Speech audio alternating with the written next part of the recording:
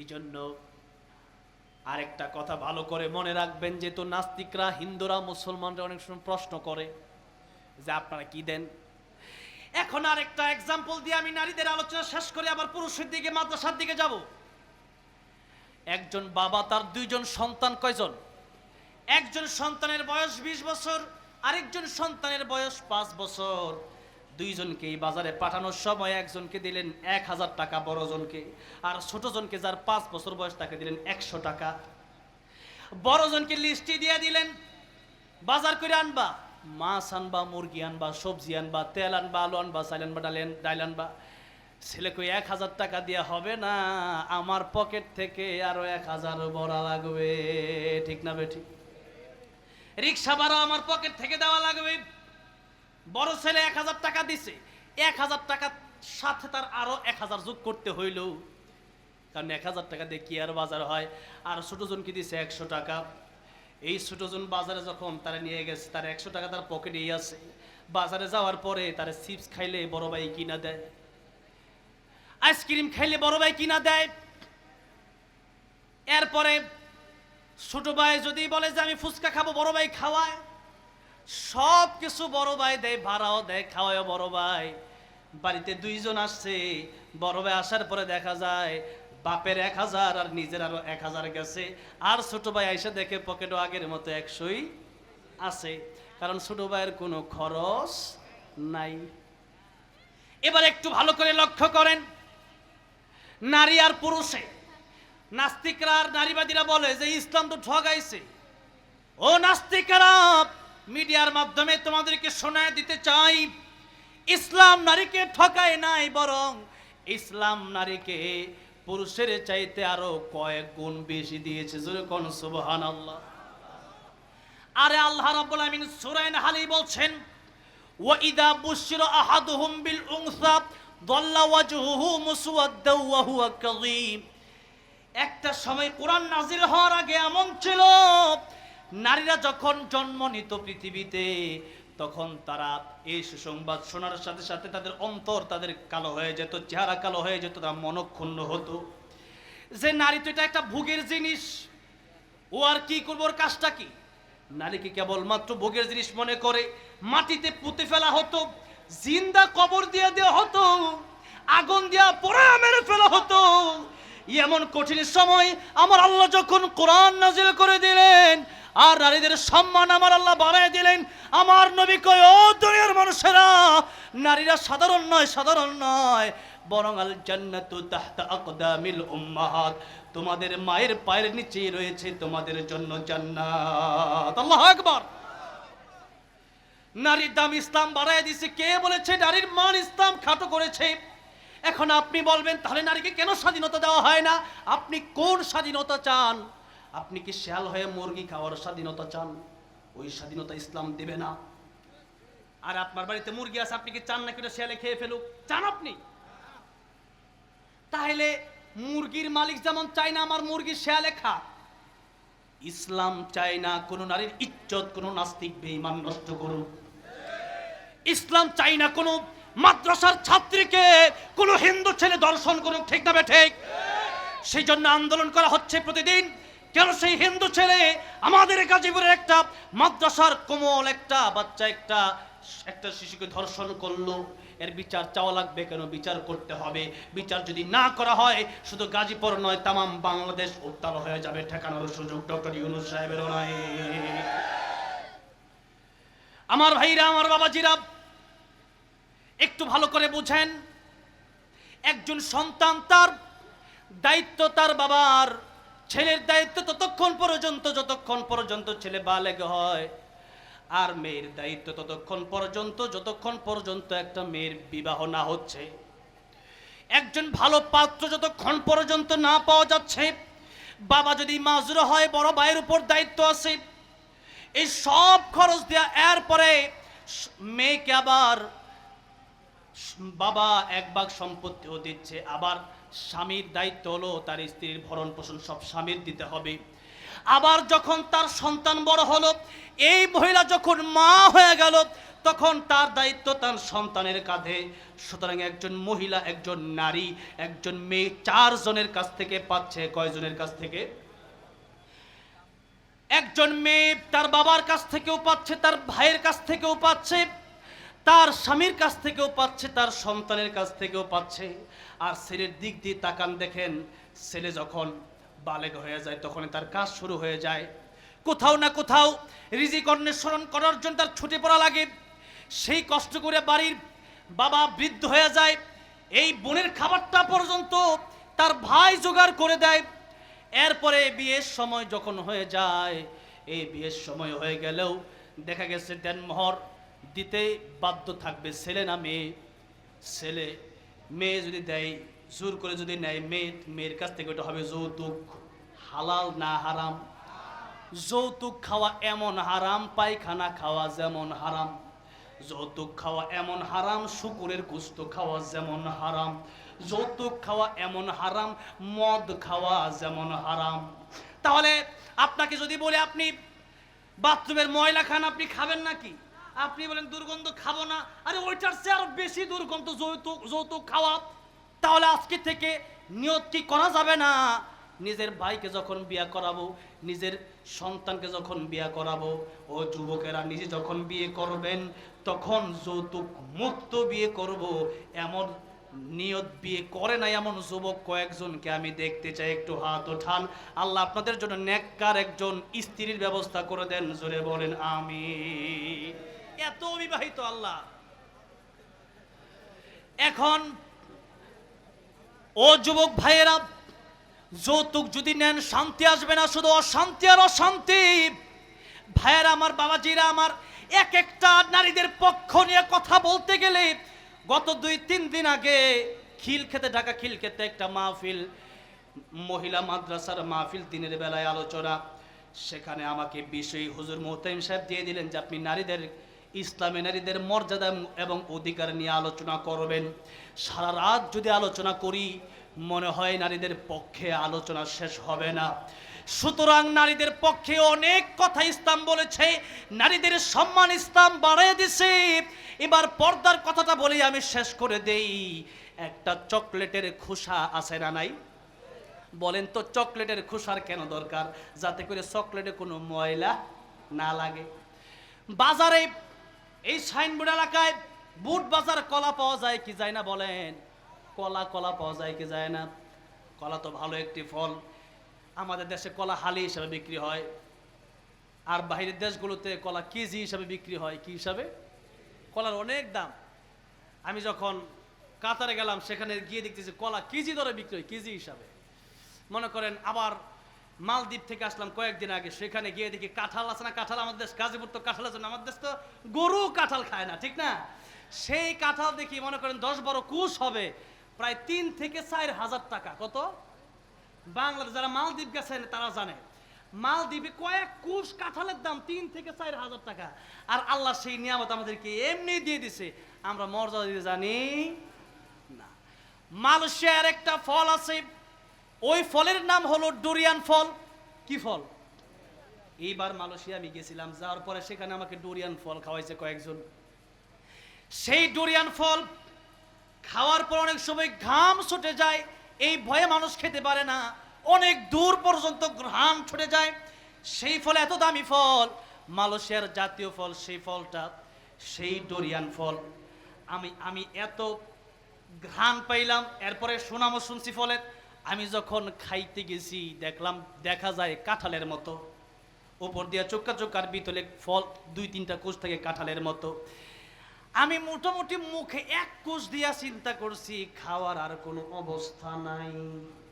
বুঝছেন, খাইতে এত মানে ওইরকম স্বাদ না আর কি, কিন্তু দামি ফল। এই ফলটা যখন আমি মুখে দিলাম আর খাইতে পারলাম না। আমি বললাম আপনারা শেষ করেন। হুজুর আপনি খান। আমি কি, কেন? আপনারা খান। কিন্তু ওই ফলের দাম অনেক বেশি, কয়েক কোষের দামই হচ্ছে 2 থেকে 3 হাজার টাকা। সেই ডুরিয়ান ফল যেই মাত্র দেখলাম আমার মনে হলো, আহারে আমাদের দেশে এত কাঁঠাল যে গরু খায় না, আমাদের বাড়িতে অনেক, আমার বাড়িতে শ্রীপুর থানায় এত কাঁঠাল গাছ, খাবে কে? তো চিন্তা করলাম কাঁঠালের ব্যবসা করা দরকার। মোটামুটি বড় লোক হয়ে যাবো কয়দিনে। আমি এতটুকু বোঝাতে চাইলাম, ওই ডুরিয়ান ফলের চেয়ে আমার মনে হয় কাঁঠালটা আরো অনেক বেশি ভালো স্বাদও আছে। সেই কাঁঠাল আল্লাহ রাব্বুল আমাদেরকে নিয়ামত দান করেছেন। মালদ্বীপ আমার মন চাইছিল খাইতে, কিন্তু 2000-3000 টাকা কাঁঠাল কিনা খাম। আমি কই বাংলাদেশে গিয়া কয়দিন পরে খাম মনে। দেখেন আল্লাহ রাব্বুল আমিন না চাইতে আমাদেরকে এত নিয়ামত দান করে দিয়েছেন। এবার আপনাদেরকে যেই প্রশ্নটা আগে করেছিলাম কলার কথা মনে আসেনি? কলা যদি বাজারে কেউ বিক্রি করে, যদি কেউ কলা শুলে শিলা কলা যেটাকে বলা, ওইটা যদি বিক্রি করে, আপনারা কেউ কিনবেন ওই কলা? জুবাইর আহমদ আনসারী রহমতুল্লাহ আলাইহি তিনি একটা উদাহরণ দিতেন। তিনি বলতেন, কথার কথা, কোন এক লোক কলা বিক্রেতা, তার ওয়াইফ, তার স্ত্রী তাকে বলল যে এই কলাগুলা বাড়িতে নিয়ে যাবেন। মানুষ কলা কত কষ্ট করে শিলা খায়, এই কলাগুলা শিলা এরপরে বাজারে নিয়ে যান, তাহলে মানুষ সহজে খাইতে পারবে। এই লোক বাজারে কলা ছিলে এরপরে কলা নিয়ে গেছে বাজারে। বাজারের লোকজন কলা কিনবে নাকি তার বাজার থেকে উঠাইয়া দিবে? কারণ তার কারণে আরো কয়েকজনের দোকানে মাছি মশা আসবে, যেরকম ঠিক না বে ঠিক? এবার লোকটা গান গায়, কে আসো আমার কলার খরিদ্দার, কলার সাথে আছে 1 টাকা কইরা পুরস্কার, আমার সাথে আছে 100 কলা, 100 কলার সাথে 100 টাকাও পুরস্কার দিমু, তাও এই বল লই আর ঘুরতে পারবো না। রাস্তা দিয়ে একজন হেঁটে যাচ্ছে, সে চিন্তা করলো কলা তো খাওয়ার সিস্টেম নাই, কারণ কলা তো মশার মাছি খায় শেষ করে দিছে, ওই কলা খাওয়া যাবে না। সুতরাং এই কলাটা আমি নিয়ে না হয় ডাস্টবিনে ফেলায় দেব। 100 টাকাও যেহেতু পাওয়া যাবে, কলাও নেই টাকাও নেই। এই যুবকটা কলা নিল আর টাকা নিল, বলেন তো আসলে কলা খাওয়ার জন্য কলা নিল নাকি টাকার লোভে কলা নিল? টাকার লোভে। কলা তো আর সে খাবে নাই, কলা খাওয়ার উপযুক্ত না। ঠিক তেমনি ভাবে ছোলা কলার যেমন দাম নাই, একটা 5 টাকার কলাতে যদি খোসা না থাকে, ওই কলা যদি মানুষ না কিনে, বরং সেই কলা দিতে হয়, আবার সাথে টাকাও দিতে হয়, কারণ ফেলারও জায়গা নাই। যেখানেই ফেলতে যায় সেখানে ধমক, এখানে কলা ফেলা যাবে না। ঠিক তেমনি ভাবে ও নারী, ও মা, ও বোন, আপনার সম্মান ইসলামে এত বেশি, আপনার পায়ের নিচে আমার নবী জান্নাত ঘোষণা করেছেন সন্তানের জন্য, আর আপনি, আমার নবী বলছেন এই দুনিয়ার যত সম্পদ আছে সবচেয়ে উত্তম সম্পদ হলো নারী। সেই নারী যদি পর্দাবিহীন চলে, একটা কলা যদি খোসা ছাড়া থাকার কারণে কলার দাম কমে যায়, বলেন তো দুনিয়ার সবচেয়ে উত্তম সম্পদটা খোসা, ওই সম্পদের জন্য খোসার দরকার আছে না নাই? এবার বলেন তাহলে নারীদের পর্দা দরকার আছে না নাই? পর্দা যদি না করেন ও বোন, আপনার ইজ্জত নষ্ট হবে, আপনি জিনার সম্মুখীন হবেন, আপনি ব্যভিচারের সম্মুখীন হবেন, ইফটিজিং এর শিকার হতে পারেন। সেই জন্য আল্লাহ আগেই বলেছেন, ও দুনিয়ার মহিলারা, তোমরা জাহিলি যুগের নারীদের মতো উলঙ্গ বের হইও না, টাইট ফিট পোশাক পরে তোমরা বের হইও না, হিজাব আর বোরকা পরে তোমরা বের হও। এই কাজ যদি না করতে পারেন, পুরুষ যদি নারীকে সস্তায় পেয়ে যায়, তাহলে এই পুরুষ আর বিয়ে করতে চায় না। কথা ঠিক না বে ঠিক বলেন? পুরুষ যদি নারীকে এমনি সস্তায় পেয়ে যায় আর বিয়ে করবে না। বিয়ের প্রচলন সমাজ থেকে আজ কেমন যেন উঠে যাচ্ছে, আর বিয়ে হলেও বিয়েতে কেমন যেন মানুষের মন টিকে না, খালি ডিভোর্স আর তালাক। এর প্রধান কারণ হচ্ছে পরকীয়ায় জড়িত হয়ে যাওয়া। ঠিক না বেঠে? এজন্য পর্দা না করার কারণে আজকে পরকীয়া, পর্দা না করার কারণে জিনা, পর্দা না করার কারণে ইফতিজিং। ও মা বোন, আপনি বোরকা লাগান, ঢিলা ডালা বোরকা লাগান, চেহারাটা ঢেকে ফেলেন হিজাব দিয়া, এরপর রাস্তায় বের হন, আপনার দিকে মানুষ খারাপ নজরে তাকাতে পারে না। এই জন্য ও মা বোন, পর্দা যদি আপনি না করেন, তাহলে ওই যে কলার সাথে 1 টাকা করে পুরস্কার দিছিল, ওইভাবে ও বোন আপনাকেও যখন কোন যুবকের সাথে বিয়ে দিবে, সেও বলবে যৌতুক সারা হুন্ডা সারা বিয়া করতাম না। কি লিগা? এমনি তো তার দেখা যায় হারা দিন আঙ্গুর এলাকাত ঘুরে, আরে বিয়া করার দেন মহর দিয়ে বিয়ে করতাম, উল্টা আমার দিয়ালো, যেরকম ঠিক না বেটে? এই জন্য নারীদের সম্মান আল্লাহ দিয়েছে, মর্যাদা ইসলাম দিয়েছে, সে কথা বলতে গেলে অনেক কথা। তবে নারীদেরকে নিয়ে আরেকটা কথা বলতে চাই। নারীদের সম্মান তো নবীজি দিয়েছেন, বলেছেন তিনজন কন্যা সন্তান যার হবে, অথবা এই কন্যা সন্তানকে কোরআন যদি কেউ শিখায়, ভালো পাত্রস্থ করতে যদি পারে, তাহলে সে ব্যক্তি যে দুই আঙ্গুল নবী দেখায় বলেছেন, এই দুই আঙ্গুল যত কাছাকাছি আমি নবীর সাথে সে ব্যক্তি জান্নাতে এত কাছাকাছি থাকবে। সুবহানাল্লাহ। তাহলে এই মেয়েটাকে, আপনার কন্যা সন্তানটাকে কোরআন শেখানোর দরকার, জুড়ে বলেন আছে না নাই? কোরআন শেখাতে হবে। আর বিশেষ করে একজন সন্তানের জন্য তার প্রথম শিক্ষিকা, তার শ্রেষ্ঠ শিক্ষিকা হলো তার মা। জোরে বলেন, একজন সন্তানের জন্য তার প্রথম শিক্ষিকাকে, জোরে বলেন কে? একজন সন্তানের জন্য